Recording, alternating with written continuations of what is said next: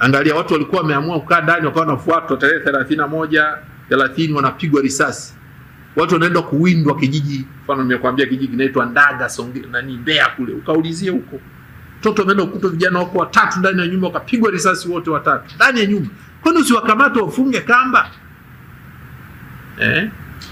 Sasa kusema watu wasitoke ilikuwa kama kudhibiti wasiendelee kuuawa, wasiendelee na uharibifu, tungeona. Lakini tulishangaa pia watu wamekaa ndani wanauawa mitaani huko tena. Nanyi tulijiuliza sasa ilikuwa na maana gani kuambia watu wakae ndani alafu mauaji yanaendelea? Lakini hilo tunaachia vyombo vya usalama, nadhani vina mbinu zao katika hali ambapo watu wamepoteza maisha wengi kiasi hicho. Nadhani mmeona maiti zilizokuwa kwenye mochwari mbalimbali. Sio kama mnaelewa kwamba Kanisa Katoliki tuna vituo, tuna huduma, unaanzia dispensary mpaka hospitali zaidi ya 400. Sio kama mnaelewa nchi hii. Kwa hiyo hayo yaliyotokea sijui Mwananyamala yaliyotokea, na sisi tunayo uzoefu tunao wa kutosha kueleza kwenye hospitali yetu hali ilikuwaje. Tulikuwa na maiti ngapi? Ilikuwa hivyo hivyo ulivyoiona huko kuliko. Mochwari zilijaa. Mochwari zilijaa.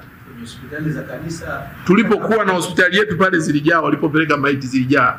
Hakuna takwimu haturuhusiwi kuhesabu kwa sababu anayehesabu ni baada ya hapo hao maiti walichukuliwa kutoka kwenye hospitali zenu. Ni swala zuri, ni swali zuri sana.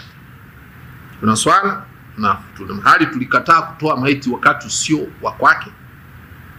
Tulikataa kutoa maiti mahali fulani ambapo ndugu hawajapatikana bado.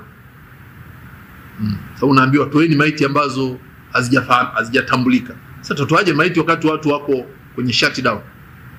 Kuna watu kuambiwa msitoke. Sasa watu watatokaje kuja kutambua? Alafu unajua tena kama vijana wa sasa hivi Dar es Salaam ina watu milioni 6, lakini ukitafuta wakazi halisi waliozaliwa hapa huenda wafiki milioni 3.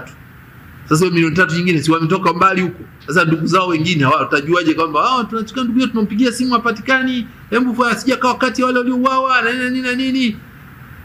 Kuna mahali tulikataa. Nimewapa mfano ambapo namwambia ameenda polisi anasema sitaki msiwatibu hao, tunataka kuona mochwari hawa. Hatutaki kuona hapa kwenye wodi. Tulikataa. Ila tulipokataa waliheshimu.